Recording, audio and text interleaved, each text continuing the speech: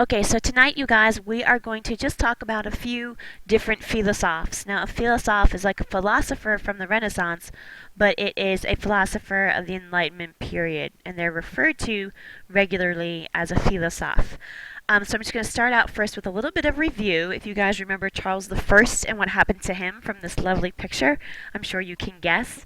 But this is the impetus for what happens next. What helps the Enlightenment kind of move forward. And we know that Charles was executed, and I want you to think about and maybe just shortly jot down, why does that open the door for Enlightenment ideas in England? And that's kind of where the Enlightenment thinkers, the philosophers, start out. It spreads, it enters in this age of Enlightenment, this time of rethinking our values and questioning whether or not our government or our society is living up to its full potential. Um, and like I said, this is where it starts. It generally starts in London and it spreads very quickly to Paris. There are people or philosophers within Paris that have ideas that are talking about these new ideas, but it essentially starts in London. The publication of these ideas starts within London. And if you look at this triangle, this is kind of the central point as to where the Enlightenment thinkers begin, and then it spreads throughout the Europe. If you look at all these little arrows, these are where Enlightenment thinkers start showing up. And if you look over here, it says it says Catherine the Great. And as we talked about in class today, she is known as an enlightened despot, so an Enlightenment ruler. So now we go back to London. We're going to start where it all began. We're going to start with a couple different views that people have on government and what essentially is this social contract that we're going to be talking about. So we have two views on society. One is this guy, Thomas Hobbes, and I know some of you have heard about him before. And then we also are going to have John Locke. They are going to have differing views on government and who should rule. So they are very important in terms of publishing new ideas about government and justifying one over the other. So we'll start with, here we go. So you've got, which is better, Henry VIII as a ruler or this? This is a democratic government, a republican government, where you've got a bunch of people making decisions, or one person making the decisions. And that's what these two guys are going to argue about.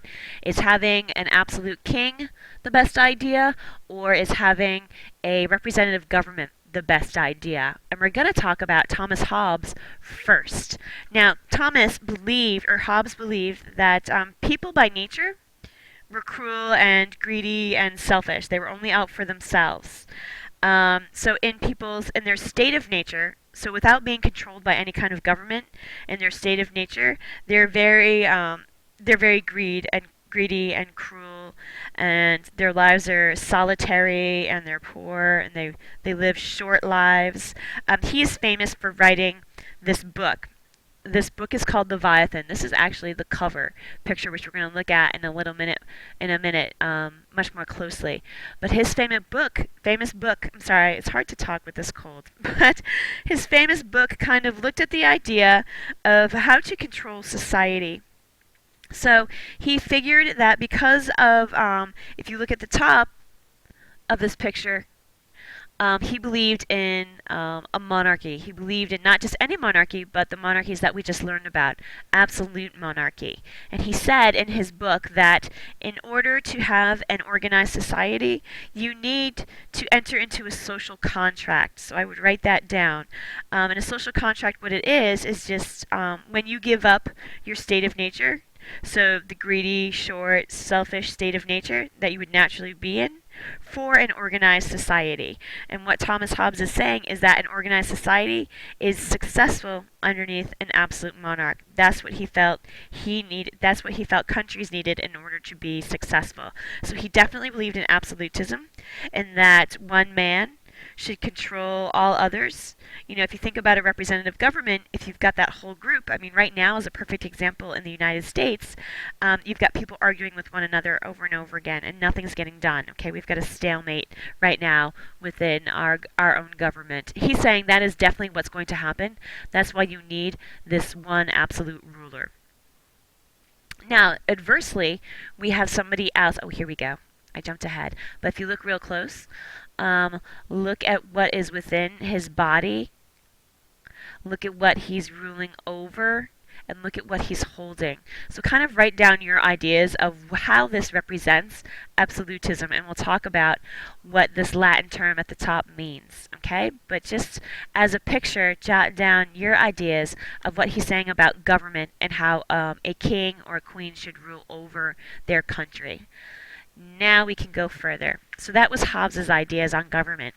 We are going to now look at John Locke. This is one of his famous books called Two Treatises of Government.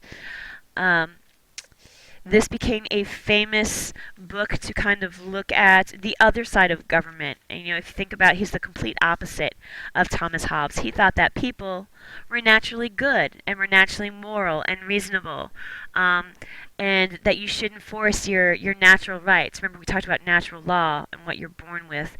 He thought that the government's duty was to protect those rights. So to follow your natural rights, which would be things like life, liberty, property, freedom of religion, freedom of speech, all of those things are what the government should protect and defend. So really, the government's job, the reason why it exists, is just to protect everyone's natural rights. It was their obligation as a government to protect and to support these people. So he would be in much more favor of a different kind of government. He would be much more in favor of a republican form of government, like a democracy. Okay?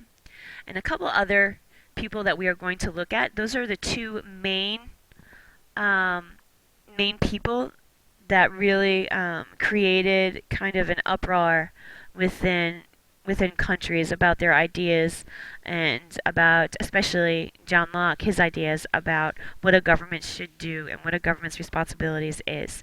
So let's take a look at a few others. Here we go. Another famous philosopher was this guy. His name was Denis Diderot. He is famous for compiling information. Excuse me. Sorry, guys, I had a little coughing fit. I needed to get some water.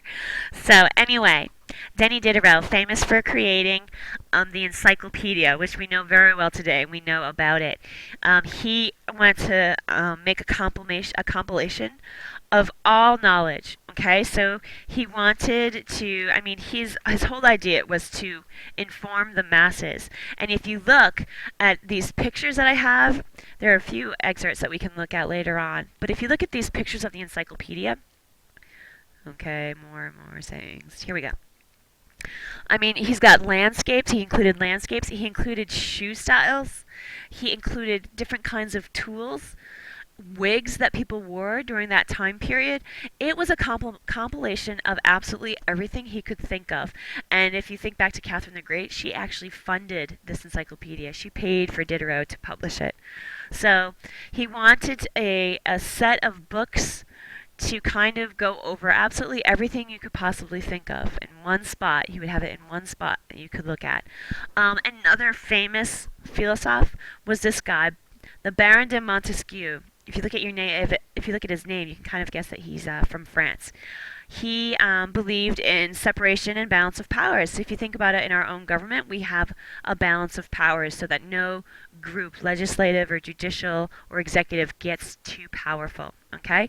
So we need that separation where different groups have different responsibilities, and we need that whole idea of checks and balances. And that's what Montesquieu came up with. I need another pause. Hold on a sec. Holy cough attack again. I'm sorry, you guys. We'll get through this. Don't worry. So that is another philosopher that we are going to discuss. We're going to go into more depth with tomorrow, Montesquieu. Another kind of brief description of a famous philosopher is Voltaire. Voltaire is famous for pursuing and defending freedom of speech. That's what he is very much known for. He believed in people's civil liberties, like your natural rights. He believed in the fact, just like John Locke, that the government should protect the individual. He was for, like I said, freedom of speech, freedom of expression. All of religion was God given to all peoples, so freedom of religion. All of these ideas were Voltaire's. He's famous for saying that I may not agree with what you have to say, but I will defend To the death, your right to say it. Okay, which is a famous quote you can see over and over again. It's in all the Jeopardies whenever they have a Voltaire question, is to identify that quote. If you think about it, just jot down, what do you think that quote means? I may not believe in what you have to say, but I will defend to the death your right to say it. So that's Voltaire.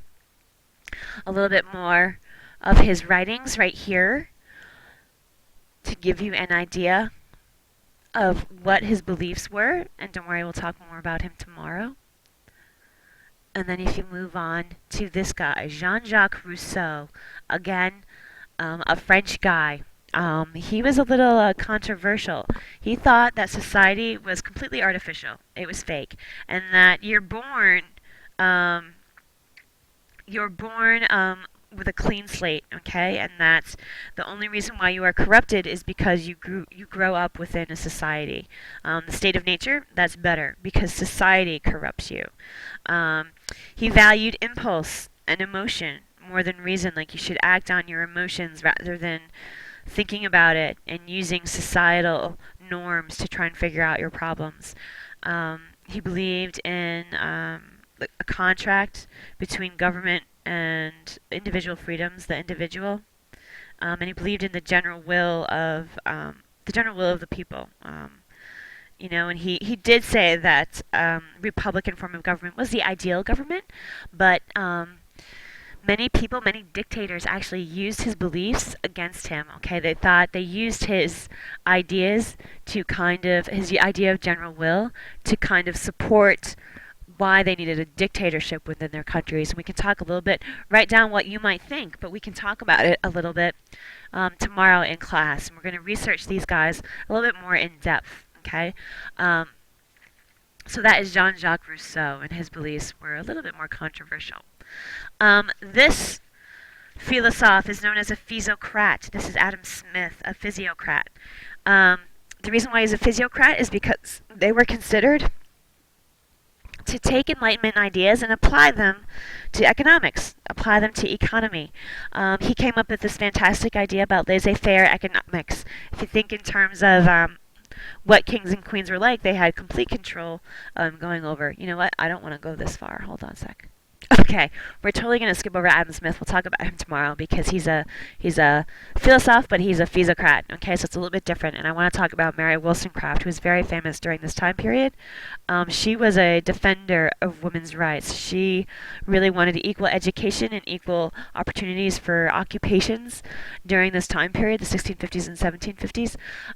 She actually wrote a very famous book called The Vindication of the Rights of Women. Okay, where it was debating women's rights and what their purpose was. She did believe that a woman's first job was to be a mother. She thought that was very important, but outside of that, they should have equal jobs and equal pay and equal rights. Okay, so I want to keep it to 10 minutes. We're at 13 minutes, and I'm going to call it quits here, and we can talk more tomorrow. Okay, thanks, guys.